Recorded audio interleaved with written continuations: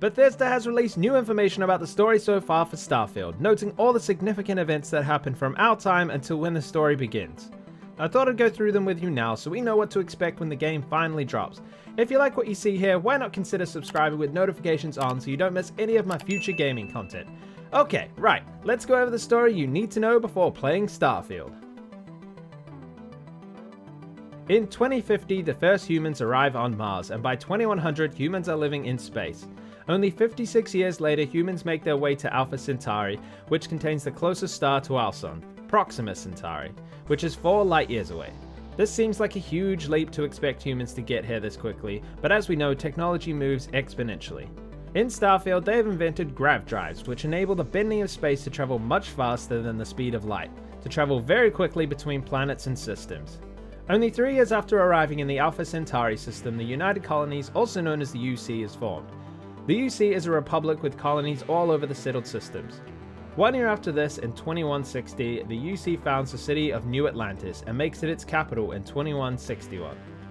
Solomon Coe creates Aquila City, a settlement in the Cheyenne system. Coe then invites another star system to join in the new alliance called the Free Star Collective, and is officially formed in 2189. The UC and the Free Star Collective are the biggest factions in the game, along with some smaller factions that populate the universe. Here's where the trouble starts. Just 5 years after the Free Star Collective is formed, the UC position a star station called the Clinic near Dipala in the Narion system. The unaffiliated peoples of the Narion see this as the UC attempting to expand their borders.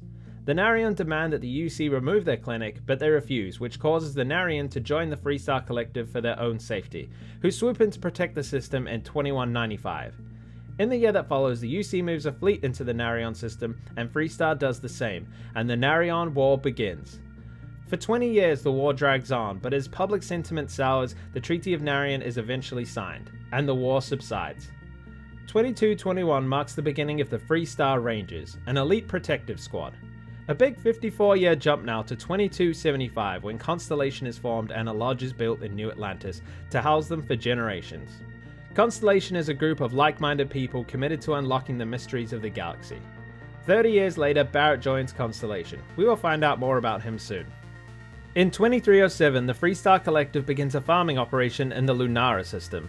By the following year, the UC claims that by establishing this base in a 4th star system, they have violated the terms of the treaty. Diplomacy fails and another war begins as the UC lays siege to the planet, killing everyone. This is the beginning of the Colony War. In 2310, Constellation finds their first artifact and they store it in the archives. 3 years after the Colony War started, it ends in 2311 at the Battle of Cheyenne, as Free Star civilian ships take down the major ships of the UC using hit-and-run tactics. The UC formed the Vanguard in response to the Free Star Collective's use of civilian ships. The Vanguard is a civilian navy who use their own personal ships to defend the UC. Joining the Vanguard grants you citizenship to the United Colonies, so citizenship must be sought after. 2319 marks the year that Sarah Morgan becomes the youngest leader of the UC's Navigator Corps, but the division is shut down only a year later. Morgan then joins Constellation. Walter Shroud joins Constellation as its main financial backer in 2321. 2322 sees former pirate from the Crimson Fleet Vladimir Sal join Constellation. 2325, Sarah Morgan is crowned chair of Constellation and theologian Matteo Catri joins. And 1 year after that, Barrett discovers the original artifact in the archive and realizes it must be special.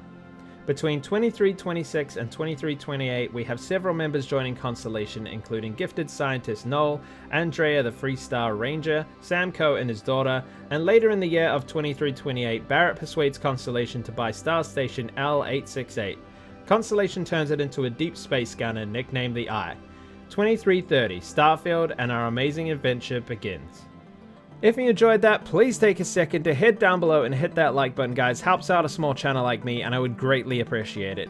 Click on one of these videos on screen if you want to watch more of my content, and I'll see you all in the next one. Sticks out.